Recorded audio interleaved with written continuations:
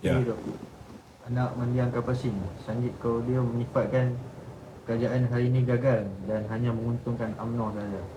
Macam mana? Dia sifatkan kerajaan hari ini gagal Ya. dan hanya menguntungkan UMNO. Siapa cakap? Anak mendiang Kapasin, yang perempuan. Oh, yang perempuan. Saya pun tak tahu mana datang tiba-tiba ada anak dia seorang perempuan ni kan. Tetapi saya nak beritahu dengan siapa nama dia? Sanjit Kaur dia. Ha? Sanggit Kau. Ha? Saya nak beritahu dengan Sanggit Kau. Bila mana Lim Guan Eng terlibat dengan rasuah banglo oleh Pang Likun. Bila mana Lim Guan Eng terlibat dengan rasuah yang melibatkan terowong dasar laut. Mana suara Sanggit Kur ni? Kenapa diam? Kan? Kenapa baru hari ni kita dengar nama Sanggit Kur ni? Kenapa sebelum ni tak dengar? Kan? Jadi kita hidup ni jangan hipokrit. Kan? Kita hidup ni jangan hipokrit.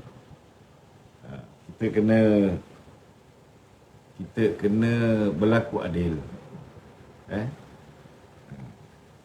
Segala apa yang dituduh ke atas Datuk Seri Najib, dituduh ke atas Datuk Seri Zahid, sudah terbukti di dalam buku Justice in Wilderness karya Tommy Thomas, yang merupakan orang yang cukup dekat dengan Lim Guan Eng, dengan siapa nama?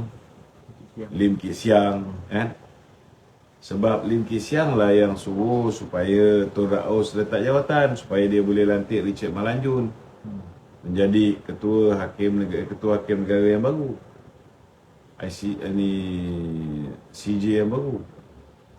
Dan begitu juga nasib yang diterima oleh Tan Sri Apandi Ali.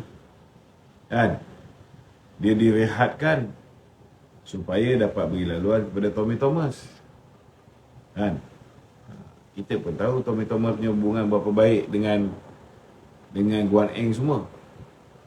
Itu sebab kes Guan Eng dibuang walaupun sepatutnya ada 60 lebih saksi, 30 dah dipanggil. Kan? Masih ada berbaki sikit, dah tukar ketua hakim negara, dah tukar peguam negara pun dia tak berani nak meneruskan kes seperti mana Datuk Zahid teruskan kes, seperti mana Datuk Najib teruskan kes. Kan? Tak ada pun kita dengar apa Sanjit Kaur ni berbicara. Kan? So tolonglah jangan double standard. Kan? Berkata benar walaupun ianya pahit, tapi bukan hanya berkata benar kalau ia melibatkan musuh politik dia. Bila melibatkan kawan-kawan dia tutup mulut, zip mulut. Jangan macam tu, tak adil lah. Kan? Okey? Itu ahli